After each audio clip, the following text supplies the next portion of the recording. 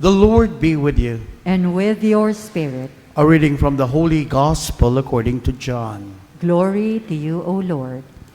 There was a feast of the Jews, and Jesus went up to Jerusalem. Now there is in Jerusalem, at the Sheep Gate, a pool called in Hebrew Bethesda, with 5 porticos. In this lay a large number of ill, blind, lame, and crippled. One man was there who had been ill for 38 years. When Jesus saw him lying there and knew that he had been ill for a long time, he said to him, "Do you want to be well?" The sick man answered him, "Sir, I have no one to put me into the pool when the water is stirred up. While I am on my way, someone else gets down there before me." Jesus said to him, "Rise, take up your mat and walk." Immediately the man became well, took up his mat and walked.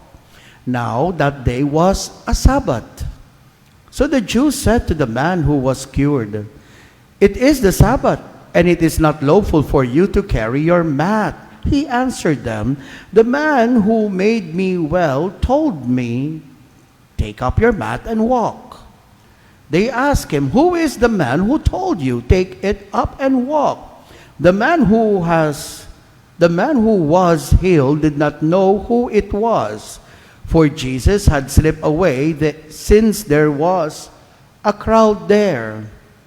After this, Jesus found in the temple area and said to him, "Look, you are well, do not sin anymore, so that nothing worse may happen to you."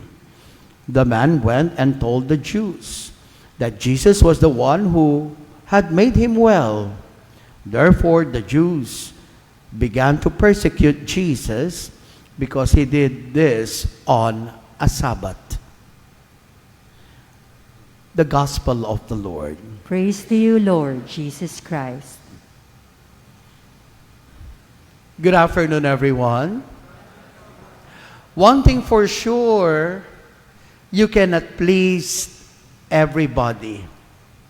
You cannot please everybody. Meron at merong sasabihin ang mga tao sa atin, whether you like it or not.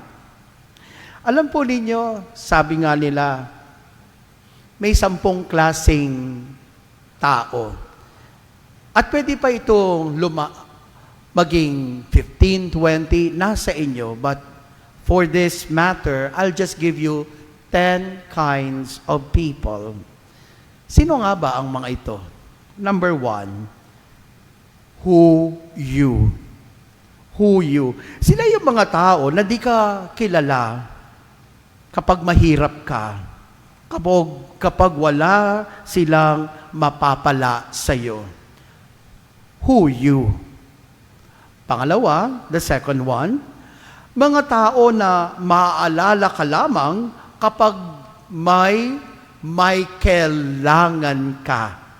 Sila yung Michael. Kasi kilala ka lang kapag may kailangan ka. Number 3, ito, sikat na sikat ito, sila yung mga talangka. Hinihila ka pababa dahil ayaw nilang malamangan. Pang-4, sila yung mga linta. Mga tao na sakim, sisip-sipin ang lahat, kahit na 2 dangkal na lang ang lupa, ay aangkinin pa at aagawin pa. Maraming nangyayari ito, malungkot mang sabihin, kahit sa pamilya. Ito naman, the number 5, judge.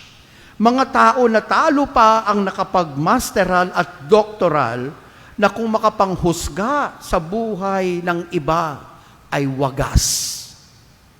Number 6, orokan. Kamag-anak na plastic, kamag-anak na makapal. Sabi nga ng isa kong kaibigan, mas magandang pakisamahan yung taong malakas ang saltik kesa sa taong plastic. Number 7, sensitive. Mga tao na bigla ka na lang hindi kakausapin, nang hindi mo alam ang dahilan, may galit pala sa iyo. Number 8, supervisor. Mga tao na pakyalamero, bantay lang bantay sa'yo, feeling boss. Number 9, data analyst. Mga tsismoso at tsismosa na magaling mag-analyze at pagdugdugtungin ang mga kwento. Magaling silang mag-interpret. At talaga naman, lagi silang may dalang pasabog. At syempre yung number 10, genuine. Bakit? Sila yung totoong tao. Sila yung tao na very supportive, mapagmahal, mapagbigay, at matulungin. Maka-Diyos. Question now, saan kaya tayo dito? May nagtanong sa akin, Father, ang hirap naman yan. Hindi. Kung tutuusin, lahat tayo ay meron nito. Conforme lang sa level. Pero ano kayang mas mataas, no? Dito sa atin.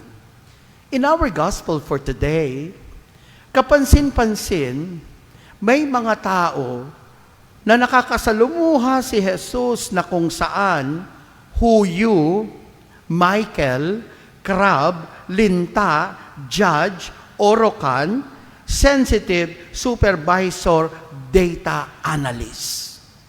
They were trying to pull down Jesus.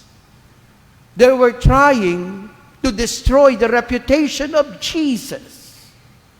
No wonder, kahit maganda ang ginagawa ni Jesus, take note, pinagaling lang naman niya ang may sakit. Kahit sabihin mo ang araw ng Sabat. But then again, may sinasabi pa rin ang mga tao sa Kanya. At hindi lang yon, Jews began to persecute Jesus dahil hindi nila matanggap ang ginagawa ng Panginoon. Mga kapatid, take note of this. Itong mga klaseng tao na ito, iba't ibang klaseng tao, sila rin yung mga tao na sumigaw din ng Hosana, anak ni David. Pero sa bandang huli, sila yung mga tao ding sumigaw, ipako siya sa krus. As we are nearing Holy Week, this coming Sunday is Passion Tide at malapit na po ang Holy Week. Muling sasariwain at ipagsasangayon ang nangyayaring pagbibigay ng buhay ni Jesus para sa atin. Alam niyo po, hindi niyo na itatanong, nung nagkaroon kayo ng liturgical conference dito sa ating chapel, na ang isa sa nagbigay ay si Father Jenny, nanood ako. Nanood ako. At merong siyang sinabi na hanggang ngayon ay dala-dala ko. That when we talk about Lenten season, it talks about, Father Jenny said, the stubborn expression of God's love. Na kahit tayo ay pasaway, na kahit tayo ay makasalanan, makulit si Jesus. Quote and quote, matigas ang ulo ni Jesus dahil hindi mapipigil ang pagmamahal niya sa atin. And every time we celebrate the season of Lent, lagi niyang pinapaalala at sinasariwa, pinapagsangayon ang pagbibigay ng kanyang buhay kahit tayo ay makasalanan. And this will be our point for reflection. One thing for sure, mahal natin ang Panginoon. Sino ang magsasabi dito hindi ko mahal? E naririto tayo sa loob ng simbahan. I'm sure all of us will say, I love Jesus. Pero hanggang saan ang kaya nating ibigay sa Panginoon? Hanggang dito ba? Hanggang dito pa? O kaya nating ibigay ang lahat?